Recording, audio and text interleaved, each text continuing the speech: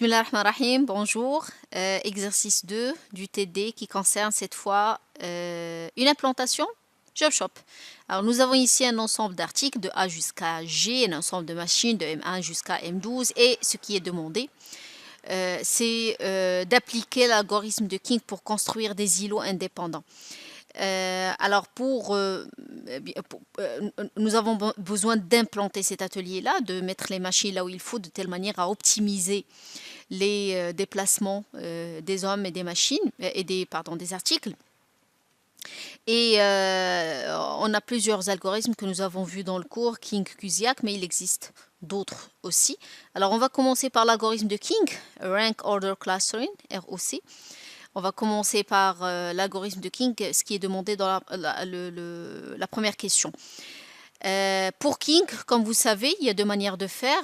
Soit on commence par les articles, ça serait un King par article, soit on commence par les postes, c'est un King par poste.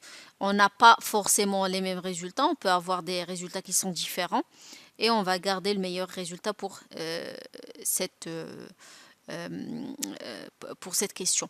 Alors, je vais arrêter le son et je vais faire l'exercice. Alors, je vais dérouler l'algorithme. C'est quelque chose qui est, comment dirais-je, mécanique, c'est algorithmique. On va l'appliquer directement. Si quelqu'un ne comprend pas, il doit revenir aux parties du cours où nous avons expliqué l'algorithme de King en détail. Très bien, on commence.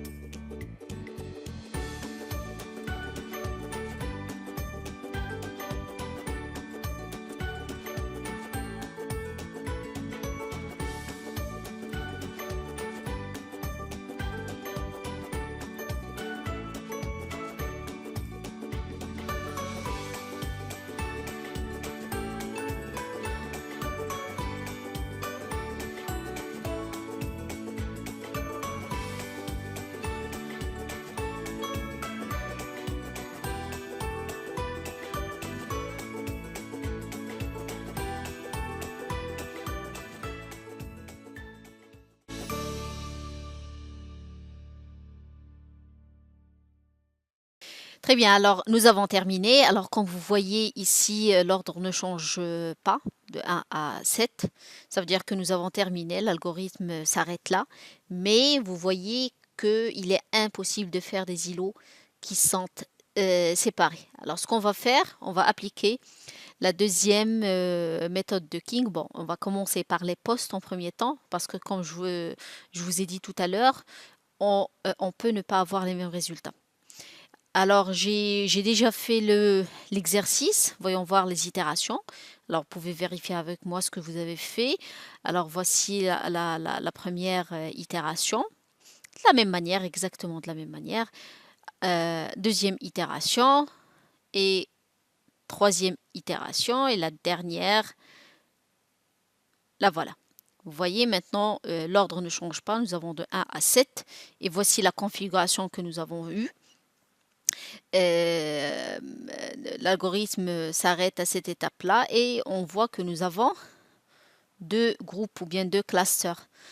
Un cluster qui est constitué des machines M4, M7, M12, M6, M10, M1, M2, M9, M3 et avec les articles A, C, E, F et un autre cluster qui est constitué de M5, M8, M11 avec les articles G, B et D.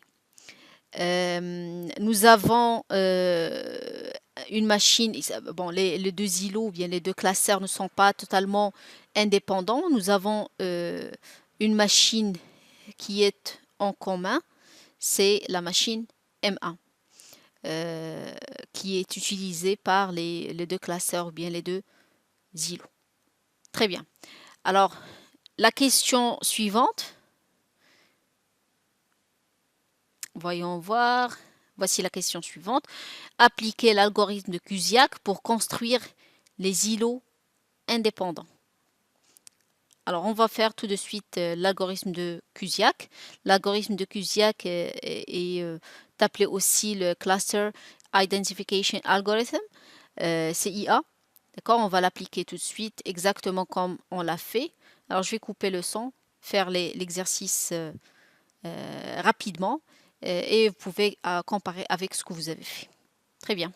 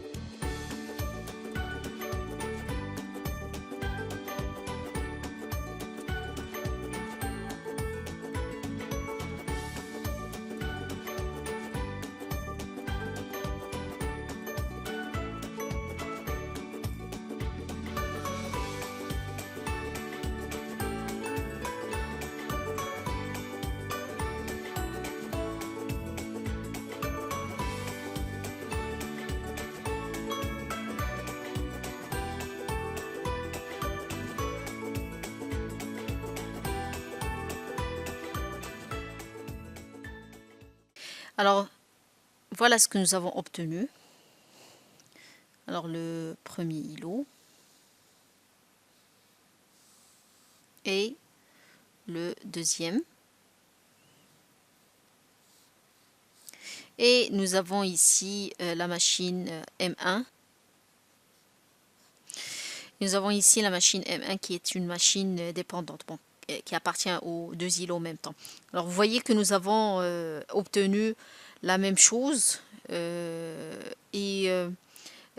exactement la même chose, les mêmes îlots et la même machine qui est dépendante. Alors en général, puisque ce sont des heuristiques, on n'a pas vraiment une méthode optimale. On ne sait pas vraiment est-ce que c'est 100% c'est le résultat optimal. C'est pourquoi il est souhaitable d'utiliser plusieurs méthodes et de voir la meilleure configuration possible. Très bien. Alors la question suivante. Laquelle comparer les deux résultats, bon, c'est la comparaison qu'on vient de faire, c'est que l'utilisation des deux méthodes a conduit au même regroupement des machines, au même cluster, au même îlot. Oui, bien sûr, je parle de King par poste. Par article n'a rien donné. D'accord? Voilà, c'est la comparaison qu'on peut faire. Quatrième question, proposer une solution pour rendre les îlots complètement indépendants. Alors, qu'est-ce qu'on peut faire? On pourra en fait dédoubler la machine M1. La mettre en double, une dans l'îlot numéro 1 et l'autre dans l'îlot numéro 2. Mais cela n'est pas toujours possible vu il faut que cette décision soit justifiée. Il faut que le taux de charge soit assez élevé pour pouvoir les dédoubler. Il faut que le coût aussi soit assez faible ou bien qu'on peut rentabiliser ces dédoublements de machines. Alors dans ce cas-là, on va dédoubler et séparer complètement les deux machines. Si on ne peut pas le faire, alors ce qu'on va faire pour l'étude, seulement on va la dédoubler de manière fictive et étudier la mise en ligne et l'implantation de chaque îlot et par la suite lier les deux îlots au niveau de la machine M1 et cette machine sera appartiendra aux deux îlots en même temps. Il y a une autre chose qu'on peut faire aussi, c'est puisque cette machine M1 est utilisée dans la gamme de A et de G, on peut étudier avec le bureau de méthode le fait de changer la gamme. Est-ce qu'on peut changer complètement la gamme, fabriquer A ou G d'une autre manière, de telle manière à séparer complètement les îlots. Et c'est ce qu'on espère avoir. On veut avoir des îlots qui sont complètement séparés. Alors, trois choses qu'on peut faire, soit dédoubler la machine si le taux de charge et le coût de la machine le permet. Soit pour l'étude, on la dédouble d'une manière fictive et après l'étude d'implantation de chaque îlot, on va lier les deux îlots au niveau de cette machine. Soit on étudie la faisabilité de changement de gamme de A, de l'article A et de l'article G qui passe par la machine M1. Très bien. Alors, cinquième question. Voyons voir. Voilà. Étudier la faisabilité de la mise en ligne de la méthode des antériorités pour l'îlot qui contient le plus de machines. Alors, l'îlot qui contient le plus de machines, c'est celui-là. Voilà, l'îlot qui contient le plus de machines. Ce qu'on va faire, c'est étudier la faisabilité de la mise en ligne. Alors, la première chose à faire, c'est de tracer la matrice des antériorités, la suivante. Alors, c'est très simple, on commence par ces machines-là et on voit pour M1 par exemple et quelles sont les machines antérieures à M1. Elle est en position 1, alors aucune machine n'est antérieure, alors il n'y a pas d'antériorité. Pour M2, elle est classée 3e, 2e. Ici, on trouve que M3 est avant elle et M9. On l'a placé, ainsi de suite. Après avoir tracé la matrice des antériorités, on commence notre mise en ligne. Alors, comment on fait? Premièrement, on commence par les machines qui n'ont pas de contrainte, M1 et M9.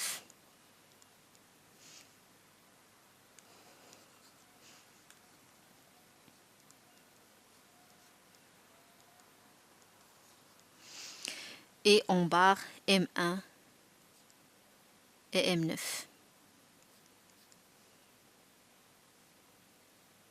C'est bon? Je pense que c'est bon. Très bien. Maintenant, la machine suivante, qui n'a pas de contrainte d'antériorité, c'est la machine M3. On la place ici, M3, on la barre. M3. Voilà, c'est bon. La machine suivante maintenant, c'est M2. On barre M2.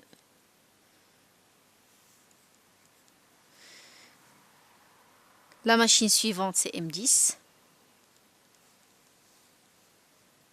Et on barre M10.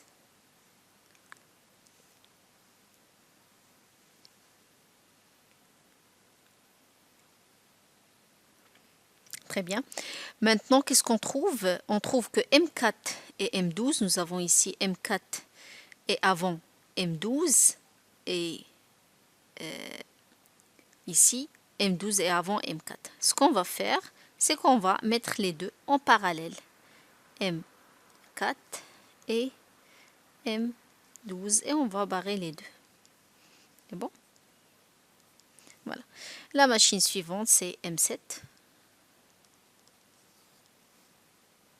Et on barre M7. Et enfin, c'est la machine M6. Très bien. Après, ce qu'on va faire, on va tracer les flux. Et voici les flux qui sont tracés. Nous avons terminé cet exercice. À tout à l'heure.